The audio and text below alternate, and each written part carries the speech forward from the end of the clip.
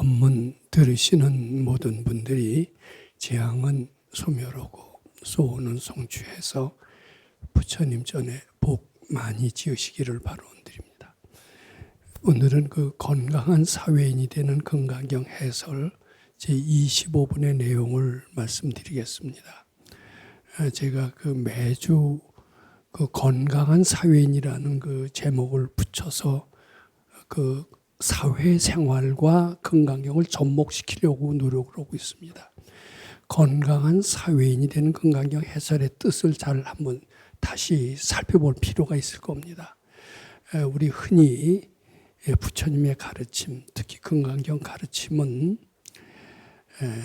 그 절에서는 영가 천도하는 데 쓰이고, 그리고 그 뭐 깨달음을 위해서 또 쓰이고 이렇지만은 사회생활하는 데는 별 도움이 되지 않는다. 뭐 이런 인식들을 저도 어렸을 때 가지고 있었고, 대부분의 불자들도 그런 생각을 가지고 아마 있는 것으로 알고 있습니다. 뭐 그러기 때문에 건강경이 그만큼 그렇게 덜 소중히 여기는 것 같아요.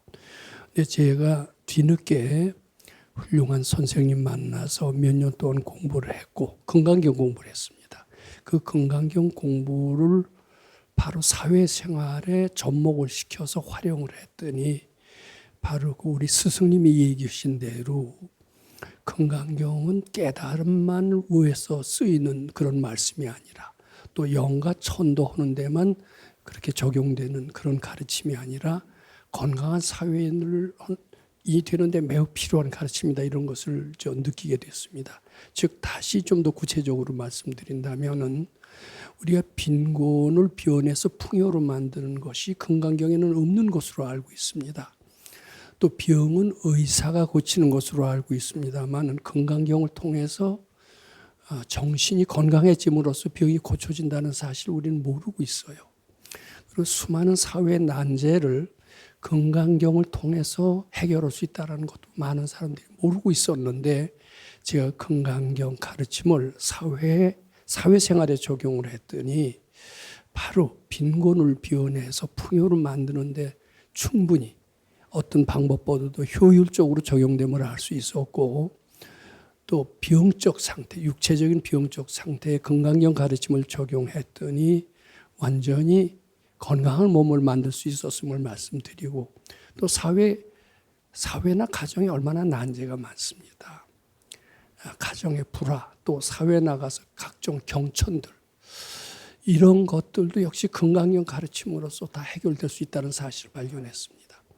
아마 그런 체험이 있었기에 저는 아마 건강경은 건강한 사회인이 되는데 매우 필요하고 근본적이다, 이런 생각을 하게 됐고, 따라서 건강한 사회인이 되는 건강경 해설의 말씀을 아마 드리게 되지 않았나 싶습니다. 요건 잘 아마 귀담아 들으시는 게 좋을 것 같아서 말씀드립니다. 그리고요, 이제 건강경 공부를 우리가 잘하면은 물론 위없는 깨달음을 이루는 데도 도움이 되겠죠. 본래 건강이 어떻게 시작이 된 겁니까? 안욕 따라 삼약삼보리를 얻고자 하는 사람들을 위해서 설하신 것이 바로 건강경입니다. 근데 안욕 따라 삼약삼보리가 얻어지는 과정에서 사회에도 건강한 사람이 돼서 가정을 화목하게 하고 사회에 기여할 수 있다, 이것도 분명히 알아두셔야 된다는 겁니다. 이제 그러기 위해서, 즉 건강한 사회인이 되기 위해서 건강경을 수지독송을 하고, 경우에 따라서는 건강경 7독을 하고, 또 주경야선 가행정진을 합니다. 근데 건강경은 누가 설하신 겁니까? 서가열애가 설하신 거예요. 서가열애에 설하신 것을 마치 학교에서 강의 듣는 마음으로 이렇게 우리가 수지 독송하고 주경야선 가행정진 하는 겁니다. 근데 우리 학교에서 강의 들을 때 우리 마음에 드는 선생님, 또 훌륭한 선생님이 강의를 하면은 그것이 아주 귀에 쏙쏙 잘 들어와요. 마찬가지로 우리 건강경 공부할 때 부처님이 어떤 분이신가, 이것을 일단 아는 것은 매우 중요합니다. 부처님이 얼마나 우리를 사랑하시고, 정말 그 경에 나온 대로 가장 사랑하는 아들 이상으로 우리들을 사랑해 주시고, 그런 것을 알고 읽는다면은 그 건강이 점점 더 마음에 쏙 닿을 겁니다. 또 부처님의 말씀하신 그 건강형 가르침은 해도 좋고 안 해도 좋은 게 아니라 이것은 반드시 해야 되는 것이며, 이 가르침은 금생에만 통하는 것이 아니라 내생을 통하고 영생을 통하고 특히 사람 몸 받는데 결정적인 도움이 된다라고 그런 것을 알고 읽는다면, 모르고 읽을 때와는 천양지판이 될 겁니다. 그래서 제가 오늘은 새삼스럽게 건강경 25분에 대한 말씀을 드리면서 부처님은 어떤 분이신가 이것을 알고 읽어보시라. 즉 부처님의 설법의 특징은 어떤 것인가 이것을 이해하고 또 공감을 하면서 부처님이 어떤 분이시다, 참 자비로운 분이시다, 그리고 인격도 훌륭한 분이시다, 이것을 알고 건강경 하는 것은 모르고 하는 것과는 천양지판이다. 이런 제가 저 나름대로 깨달음이 있기 때문에 오늘은 건강경 해설하기에 앞서서 부처님은 어떤 분이신가, 부처님의 설법은 어떤 특징을 지니신 것인가, 이 얘기를 먼저 말씀드리고자 합니다. 부처님이 처음에 깨달음을 얻으시고 중생을 제도해야 되겠다, 고통받는 사람이 너무나 많으니까 이들을 제도해야 되겠다라고 하면서 중생의 삶을 관찰해 보니까 제도할 필요가 하나도 없이 너무나 완벽한 존재라는 것을 아셨다는 거예요.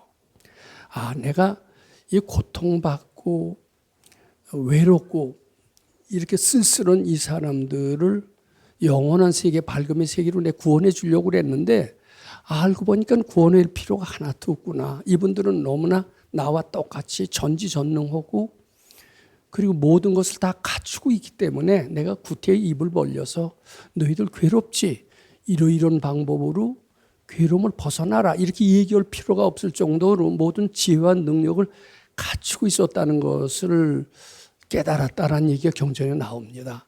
그래서 내가 아무 말을 할 필요가 없다, 조용히 열반에 들자, 그렇게 마음을 먹으시고 조용히 열반에 들려고 그랬더니 그때 천신 제석천이가 나타나서 부처님 열반에 드시지 마시고 이 고통받는 중생들을 위해서 꼭 설법을 해 주십시오 하고 간청을 하는 바람에 이제 불경이 시작되었다, 이런 구절이 나옵니다. 즉 그 말을 자꾸 들으니까, 그리고 또 이제 불경에 어떤 구절이 나오냐 하면은 나는 훌륭한 의사와 같아서 여러 병에 대한 처방을 잘 알고 있다. 많은 중생들은 많은 병을 알고 있는데 나는 훌륭한 의사와 같아서 그 병에 대한 각종 처방전을 잘 알고 있다. 내가 처방전을 잘 일러줘서 병을 고치게 하고 있지만은 그 약을 먹고 안 먹고, 즉 처방을 받아들이고 안 받아들이는 것은 중생의 자유다. 그네들이 내 처방전을 따라서 약을 먹는다면 아마 병이 나을 것이지만은 그네들이 안 먹는다면은 나는 어쩔 수가 없다. 이런 구절이 또 나옵니다. 그 구절을 잘 저는 생각해 봤습니다. 부처님은 중생이 요청할 때만 설법을 하시는 분이로구나. 또 부처님이 훌륭한 처방전을 내려주시지만은 먹고 안 먹고는 너희들의 역할이다. 너희들이 먹어야 병이 낫는다.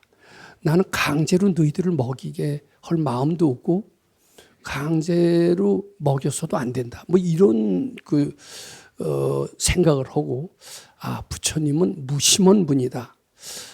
대자대비 부처님이라고 하시지만은 실제로 부처님은 그렇게 대자대비 하시지는 않은 모양이다. 꼭 묻는 데만 얘기를 해 주실 뿐이지 찾아가서 이 가르침을 받아들여라. 이 가르침을 받아들여야만 고통을 면한다. 자비로운 어머니와 같다라는 생각이 안 들었어요. 즉 엄한 아버지일 수는 있어도 부처님은 자비로운 어머니는 아니다. 근데 어찌해서 불경책에는 대자대비라는 말이 많이 등장했을까? 그 대자대비라는 말을 이해할 수가 없었습니다. 이제 그 뒤로 제가 이제 도인을 만나서 몇 년 동안 공부를 했는데 그 도인도 역시 제 생각과 비슷해요. 그 도인은 아마도 자비로운 분은 아니었고 엄한 아버지와 같은 스타일이었던 것 같습니다. 왜냐하면은 이 여쭤보기 전에는 대답을 잘 안 하세요. 그리고 너희들이 해라. 너희들 속에서도 밝아지는 길이 있으니까 너희들이 스스로 그 길을 찾아서 내가 시키는 대로 처방전을 내지만은 너희들이 해라. 이런 식이었습니다. 그리고 야, 경 읽어라. 칠독을 해라. 아, 칠독을 못 읽는 게 안타깝다. 이렇게 우리들의 어려움을 해결해 주시려고 적극적으로 하지 않으셨던 것 같아요. 그래서 역시 훌륭하신 분이지만은 자비는 역시 아닌가 이런 생각을 제가 많이 했던 것 같습니다. 근데 제가 질문을 드립니다. 여기서 질문을 드리면 경전에는 이런 말이 나와요. 부처님은 중생들을 자기 몸처럼 사랑하신대요. 그래서 그 몸처럼 사랑한다는 말로서 무슨 표현이 나오냐면 동체대비라는 말이 나옵니다. 동체대비. 자기 몸처럼 그렇게 사랑한대요. 그리고 중생들이 고통을 받으면은 그 보살의 털구멍 하나하나에서 피가 나올 정도로 괴로워한대요. 즉 보살이 중생을 사랑하는 마음은 가장 사랑하는 외아들처럼 사랑한다고 그럽니다. 최애 일자지라는 표현이 나옵니다. 경전에는 그렇게 써 있는데 실제로 그것은 이제 대승경전에 그렇게 써 있습니다. 열반경 같은 데 써 있지만은 처음에 소승경전 같은 데 이렇게 읽어보면은 부처님은 엄한 아버지입니다. 엄한 스승입니다. 따뜻한 어머니와 같은 중생의 고통을 굉장히 괴로워하는 정말 어머니와 같은 이런 정은 느낄 수가 없었고, 제가 정말 훌륭한 산부처님이라고 하는 분 만나서 공부를 해봤더니 그분 역시 엄한 아버지일 수는 있어도 식지 난제를 어려운 일을 닥쳐서 좀 해결해 주십시오 그러면 싹 선을 그으면서 이건 네가 알아서 할 수 있고 네가 할 수 있다 이렇게 하면서 절대로 그것을 용납하지 않는 것을 몇 번 보면서 역시 부처님은 엄한 아버지와 같이 따뜻한 어머니는 아니다. 경전에 대자대비라고 했는데 그게 무슨 뜻일까? 저는 그것을 대자대비라는 말, 또 동체대비라는 말을 이해할 수가 없었습니다. 이제 거기에 비해서 기독교인들은 어떠냐 하면은 좀 주책이 없을 정도로 예수 안 믿으면 지옥 갑니다. 그러면서 예수님은 그렇게 열심히 중생들을 위해서 자비를 베푸셨습니다. 따뜻한 어머니와 같은 예수 믿으십시오. 또 실제로 기독교 신자들은 경조 행사 때 굉장히 쫓아갑니다. 자기 일처럼 쫓아갑니다. 그래서 겉으로 보기에 불교 신자들은 냉랭해요. 우리 보면 오는 사람 막지 않고 가는 사람 붙들지 않는다. 좀 가는 사람 붙들어서 공부 좀 하십시오. 공부 좀 해서 고난을 면하십시오. 그리고 좀 따뜻하게 해주면 더 잘 불교를 믿을 텐데 가면 가나보다 오면 오나보다 절도 그렇고 스님도 그렇고 부처님도 괜히 그럴 것 같아요. 근데 이게 제가 봤던 부처님이었던 것 같습니다. 근데 제가 이제 불교를 쭉 공부를 하고 보면서 그것도 한 해, 두 해가 아닙니다. 자비라는 말을 점차 일깨우게 됐습니다. 그러면서 비록 겉으로는 엄한 아버지와 같고 그리고 차디찬 그저 의사이고 훌륭한 의사일 수는 있어도 자기 목숨까지 버려가면서 중생을 사랑하는 마음은 없는 의사, 그리고 가는 사람을 억지로 붙들지 않는 이러한 스승, 이렇게 했던 사고방식에서 벗어나게 됐습니다. 알고 봤더니 우리가 여기 오는 게 제 발로 오는 게 아니었어요.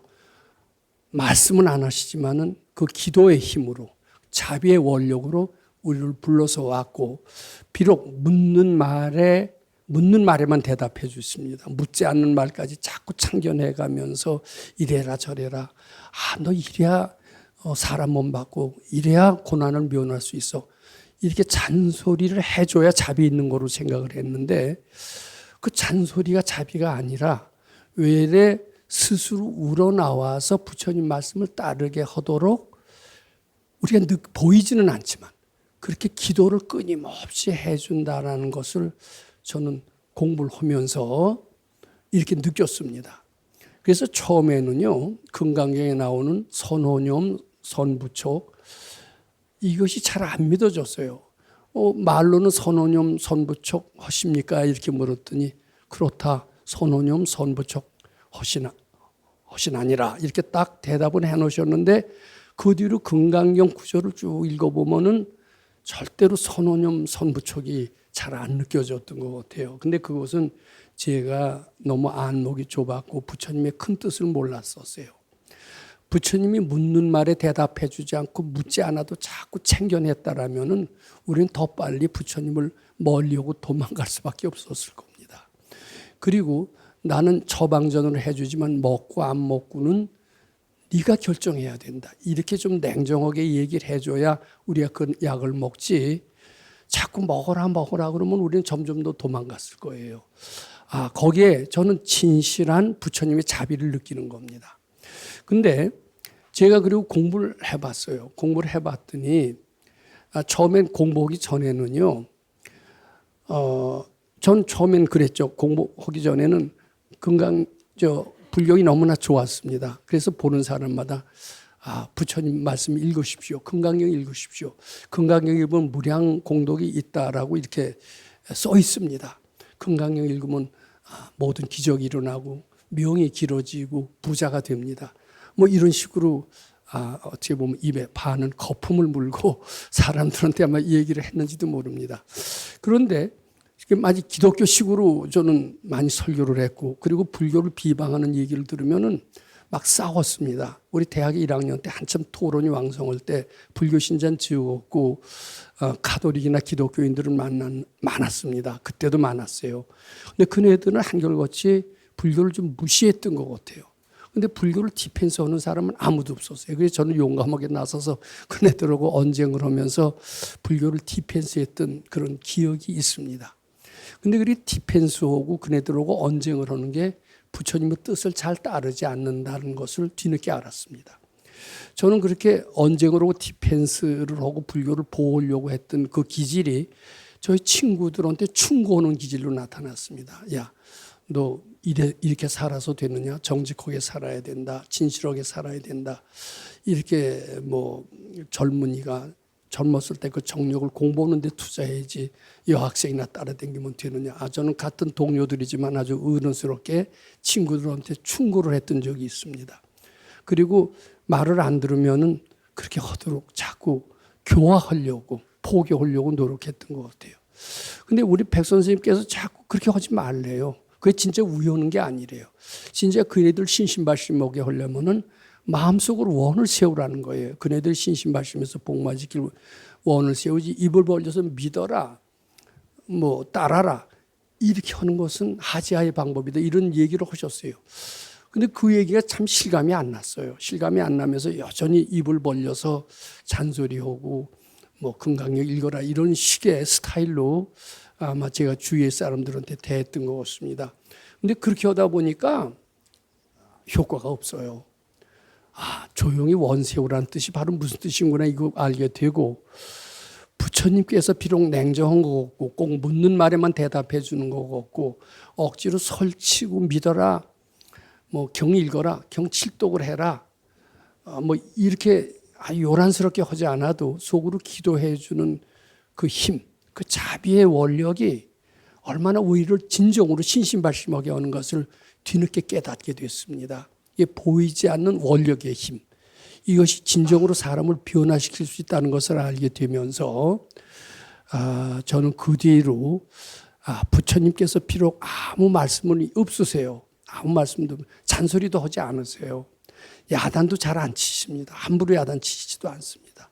네가 죽든지 살든지 그냥 내비 두시는 것 같아요. 그것이 자비가 없다고 생각했던 것 같아요. 근데 내비두고 네가 알아서 해. 이게 냉정하게 했어야 저는 뒤늦게 정신을 차린다는 것을 알게 됐습니다. 그리고 아무 말씀도 안 하시고 냉정하게 하는 듯한 게 진정한 자비라는 것도 뒤늦게 알게 됐습니다. 자, 그리고 자꾸 이렇게 제가 조금 성숙해지고 이렇게 되니까 내가 예전에 충고했던 친구들한테 충고를 안 해요. 그러면서 속으로 원을 세우게끔 됐습니다.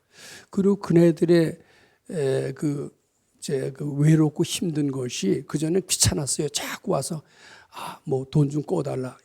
뭐 그럼 자르고 야 이제 줄거면 전화번호까지 차단하고 이런 식이었던 것 같습니다. 근데 이제 그것은 제가 속이 좁았을 때고 자꾸 바치다 보면은 그럼에도 불구하고 이제 제가 좀 커졌을 때 얘기입니다. 그네들 아주 버릴 수 없는 그 무엇을 느끼는 게 있어요. 그러면은 속으로라도 미워하지 않고 자꾸 들어주면서 끊임없이 원을 세워서 결국은 신신발심할 수 있도록 이렇게 해주는 이것이 진짜 부처님의 마음이고 보살의 마음이 아닌가. 저는 이제 점차 그렇게 알게 됐습니다. 우선 저는 이제 금강경 공부하면서 상당히 좀 어른스러워졌습니다. 그것을 지혜라고 해야 될 것 같습니다. 지혜. 어른스러워진 거죠. 근데 어른스러워진 게 아니라 그전에는 안 된다 하면서 능력이 없어졌어요. 근데 안 된다는 것도 착각이면서 자꾸 바치게 되니까 처음엔 좀 어른스러워지더니 약간 능력도 생겼어요. 원시험은 이제 척척 많이 됩니다. 이제 이렇게 되면서 그 뒤에는 이제 점차 제가 어른스러워지면서 이들과 나를 다르게 봤던 생각이 착각이라는 말. 요 말이 실감이 나면서 너와 나와 다르지 않다. 요 불이라는 이 가르침, 불이법이라는 가르침이 이제 실감이 납니다. 가르침이 실감이 나면서 재앙이 곧 축복이다. 번뇌가 볼이다. 이 말이 이해가 됐습니다. 이해가 되니까 부처님의 우리에 대한 사랑은 불의의 사랑이다. 너와 나가 둘이 아니다. 너의 고통은 바로 나의 고통이다. 그러니까 열반경에 나왔던 중생의 고통을 받을 때 부처님은 한량없는 털구멍에서 일일이 피가 난다. 이런 동체 대비의 사상을 이해하게 됐습니다. 그렇게 부처님이 지극히 사랑하세요. 그리고 우리를 어둠에서 건져주시려고 해요. 우리가 비록 어둠에서 건져주려고 요란하게 설치고 야 빨리빨리 나와라 이러시지는 않아도 속으로 기도해 주시는 과정을 통해서 우리로 하여금 없던 신심도 내게끔 간접적으로도 기도를 통해서 우리를 그렇게 하는 것을 아마 도의는 그런 것을 저는 그렇다고 느끼게 됐습니다. 그래서 처음에는 우리 선생님이 굉장히 냉정하게 생각을 했는데 냉정한 게 아니라 늘 선언념 선부촉한다는 것을 느끼게 되면서 그의 차비의 범위가 굉장히 커요.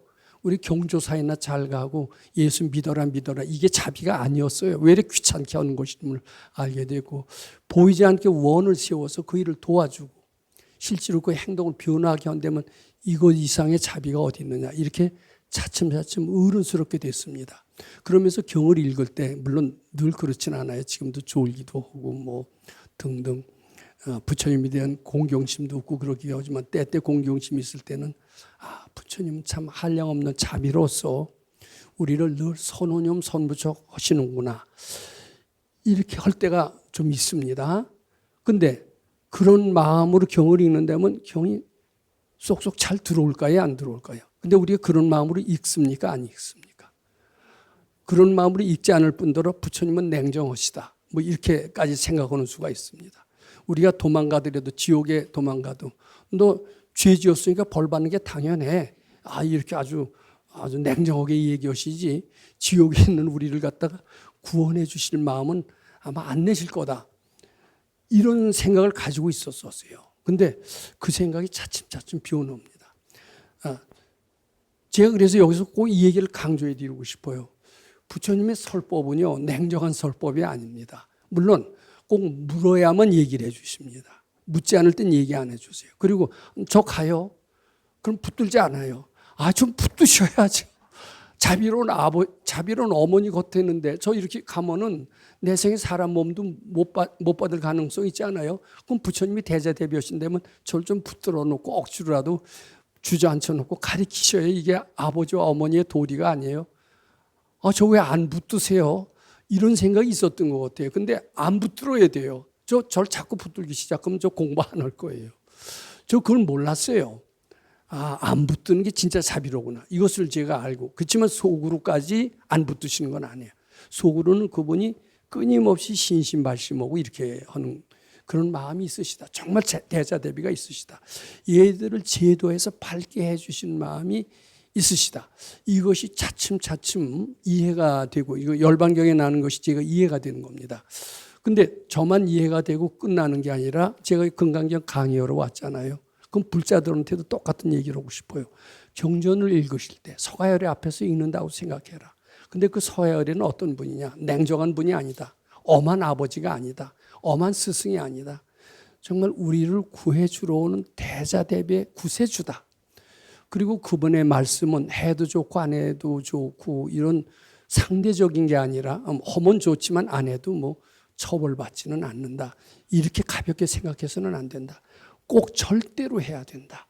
이런 마음을 갖고 들으셔야 된다. 왜냐하면 그이는 우리를 가장 사랑하는 분이고 또 가장 전지전능한 분이고 가장 진실한 법을 얘기해 주시는 거기 때문에 그분의 말씀은 하나도 소홀해서 듣지 않아야 될 정도로 대단한 분이다. 이런 생각을 가지고 경을 읽는다면 어떨까요? 상당히 틀리지 않을까요? 그래서 이분은 중생제도의 자비설법을 하고 있는 겁니다. 정말 자기 따뜻한 어머니가 그 자식이 고통스러울 때 어머니도 같이 고통스러운 것을 느끼듯이 우리 중생들이 고통을 느낄 때 부처님도 그런 걸 느낀대요. 그렇다고 잔소리하는 건 아닙니다. 안달복달하는 게 아니에요. 속으로 바치고 원세워줄 뿐이다. 근데 그게 실질적인 효과가 있다. 이렇게 꼭 알고 왜 겉으로 냉정하다고 해서 자비가 없다. 이렇게 생각해서는 안 됩니다. 부처님이 얼마나 대자대비하다라는 표현이 법화경에 나와요. 이 얘기를 들으면 정말 숙연해집니다.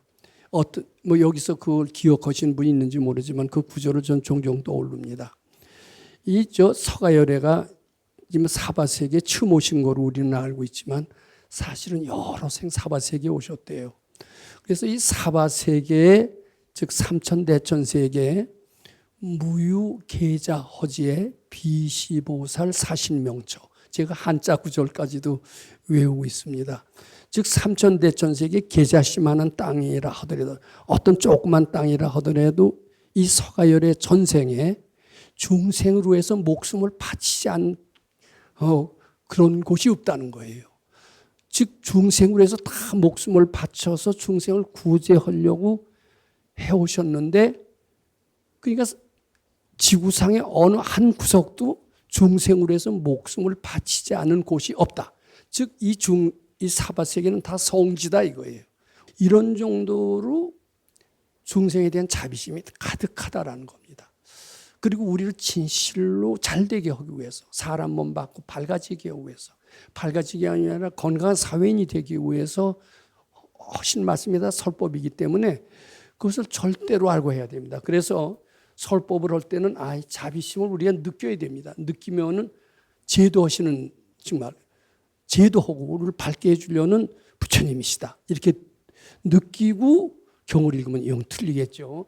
그 뒤에 이분은 예를 들어서 아함경만 잘 읽는 사람은 나중에 법화경 같으면 틀려요. 틀리기 때문에 부처님은 어머니 스승이지 자비로운 어머니 같지는 않다. 이렇게 주장할 수가 있어요. 근데 아함경 때 우리의 수준과 법화경 하실 때 수준이 틀려요. 그래서 그 사람의 요새 눈높이 교육이라는 게 있습니다. 그 사람의 알맞는 상대에 알맞는 말을 하셔야 얘기가 되지. 초등학생한테 고등수학을 풀라고 그러면 풉니까?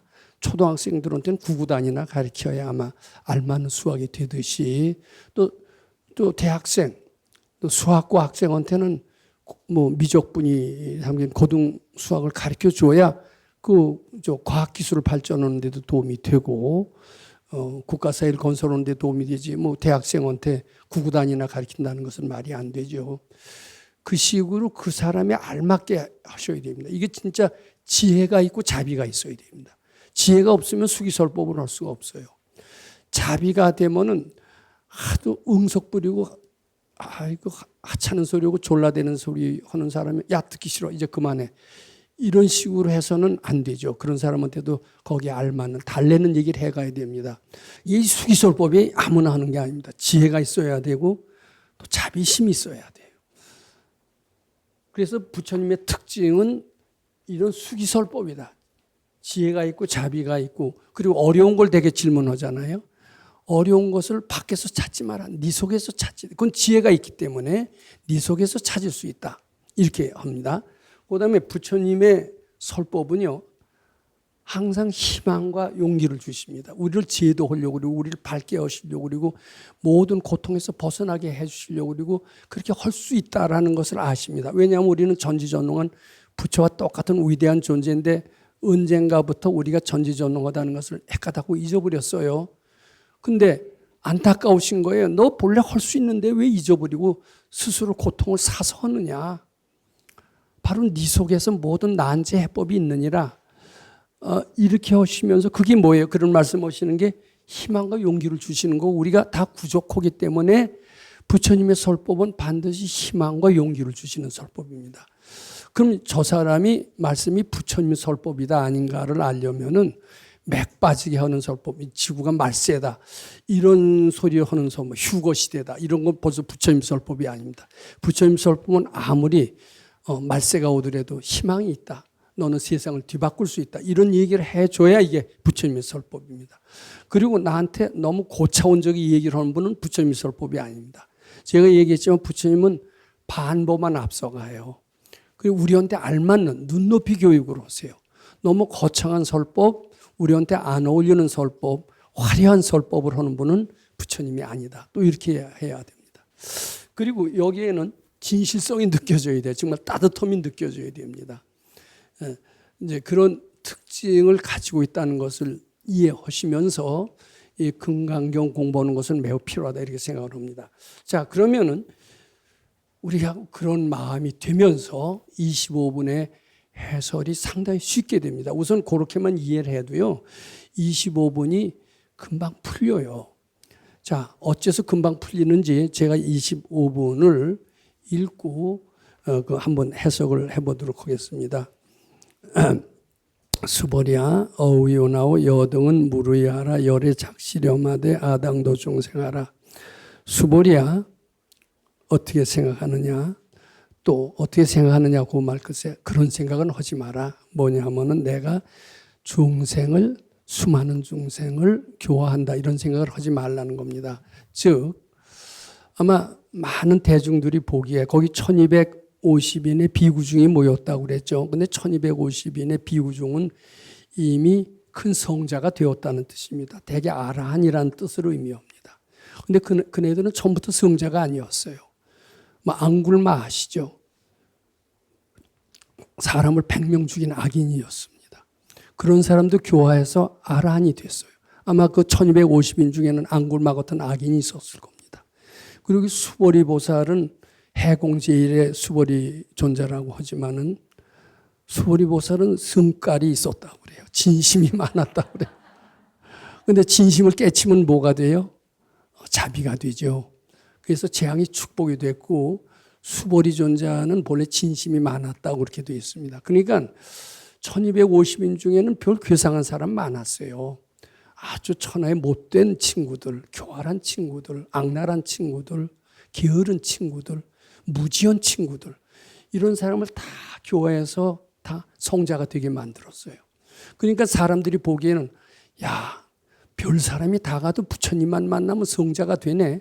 부처님 수많은 사람을 제도해서 성자가 악한 사람을 착한 사람으로 만들고 착한 사람을 변해서 성자가 되게 했네. 부처님은 제도하신 능력이 탁월하네. 이런 생각을 할 수 있을 거라고 생각이 됩니다. 실제로 부처님만 만나면 바로 아라한이 되었다는 얘기가 경전에 수도 없이 나옵니다. 이제 그런 걸 아시고 너희들은 내가 나를 만나면 악한 사람도 바로 성자가 되는 것을 보고 부처님은 수많은 사람을 제도해서 성공했다. 이런 생각을 할 것이다. 이제 그렇게 얘기를 하는 겁니다. 그러나 막자신여 마라. 그러지 마라. 나는 한 중생도 제도한 적이 없느니라. 이렇게 대답을 실무요 중생을 여려.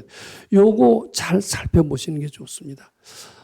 부처님 수많은 중생을 제도하셨고 천하의 앙굴마 같은 사람도 도력으로 딱 제압하셔서 성자가 되게 하셨는데 한중생도 제도한 적이 없다라면은 말이 안 된다, 이해가 안 된다 이렇게 생각하기가 쉽습니다. 자, 근데 실무유중생을 열애도자니라. 근데 이것을 제가 보충해서 꼭 설명할 필요가 있어요. 실무유중생을 열애도. 난 한중생도 제도한 자가 없느니라. 그러면 여기 수벌이존자 같으면 금방 알아들어요. 근데 대부분의 사람들은 그 말 못 알아듣거든요. 근데 그 말을 잘 알아듣게끔 우리 후학들이 해줘야 됩니다. 저는 이제 이 말씀을 알아들을 정도가 됐고요. 그것을 지금 말씀드리고자 합니다.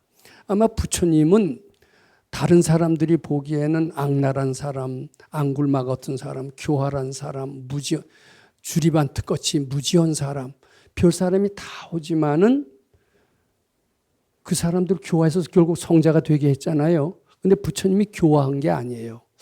사람들은 나한테 별 악랄한 사람, 무지한 사람, 교활한 사람, 게으른 사람, 열등감에 꽉 차 있는 사람, 우울증에 걸린 사람 다 오지만은 내가 보기에는 그들이 다 부처처럼 보인다. 그네들은 병자가 아니고 외로운 사람이 아니고 악랄하지도 않다. 사람들 눈에 보기에는 악랄하고 교활하고 우울하고 열등감에 꽉 젖어 있고 세상에 한숨만 푹푹 사는 사람, 즉 이렇게 많이 부족한 사람처럼 보이지만은 내가 보기엔 다 완벽해서 다 부처처럼 보인다. 그러면 사람들이 부처처럼 보이는데 왜 저렇게 괴로워하느냐 이렇게 의문을 가질 것이다. 나는 그네들의 바탕은 부처처럼 되어 있는 것을 분명히 확신을 한다. 그렇지만 언젠가 자기가 부처인 것을 잃어버렸다. 부처인 것을 잃어버리고 헷가닥했다. 그리고 스스로 가난하다고 생각을 했고 스스로 무능하다고 생각을 했고 스스로 무지하다고 생각을 했으면서 자기는 본래 가난하지도 않고 무지하지도 않고 괴로움에 쩔어 있는 사람도 아니고 열등감에 쩔어 있는 사람도 아니고 완벽한 부처임에도 불구하고 그걸 잃어버리고 스스로 가난하다고 생각하고 외롭다고 생각하고 무지하다고 생각하고 무능하다고 생각하면서 괴로우면서 나한테 찾아온다. 그래서 너 스스로 무지하고 무능하고 외롭고 가난하다고 생각하다는 것을 꼭 착각이라고 일깨워주고 싶다. 왜냐하면 너는 본래 부처와 같이 위대하고 더 이상 부족한 게 하나도 없지만은 그렇게 생각하는 것 자체가 뭔지 언젠가 헷가닥했기 때문이 아니냐. 그래서 내가 금강경식대로 내가 빈곤하다는 생각이 착각인 줄 알고 그 생각을 부처님께 바쳐라라고 얘기를 한다. 그럼 그 사람은 그것을 자꾸 빈곤하다. 나는 열등감에 사로잡혔다. 나는 게으르다. 나는 희망이 없다. 이 생각도 다 착각인 줄 알고 바쳐라. 이렇게 얘기를 한다. 근데 나한테 믿음이 있는 사람은 내가 그것을 착각인 줄 알고 바치라 그러면 그대로 실천한다. 실천해서 게으르다 한다는 생각이 착각인 줄 알고 바친다. 그러면서 게으른 생각은 없어지면서 본래 부처님과 똑같이 근면한 그런 자질이 자신 속에 있음을 알게 된다. 그리고 끊임없이 안 된다, 안 된다. 재앙이다, 재앙이다라고 이름을 지으면서 자기를 하염없는 고통 속에서 살고 있는 수많은 사람들이 나한테 찾아왔을 때 나는 어떻게 얘기를 하느냐. 아니다. 너는 그렇게 열등감에 젖어서 사는 존재가 아니다. 너는 완벽한 존재다. 그런데 언젠가 헷가닥했어.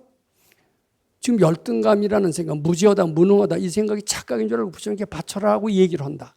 그런데 내 말을 믿는 사람은 그대로 한다. 그러면서 그것을 바쳐서 무지하고 무능하고 괴롭다는 생각이 착각인 줄 알고 소멸시킨다. 소멸시키면 본래 밝은 부처와 똑같은 위대한 존재임을 스스로 자각하게 된다. 자, 잘 들어라. 이건 내가 제도해서 밝게 해준 거냐?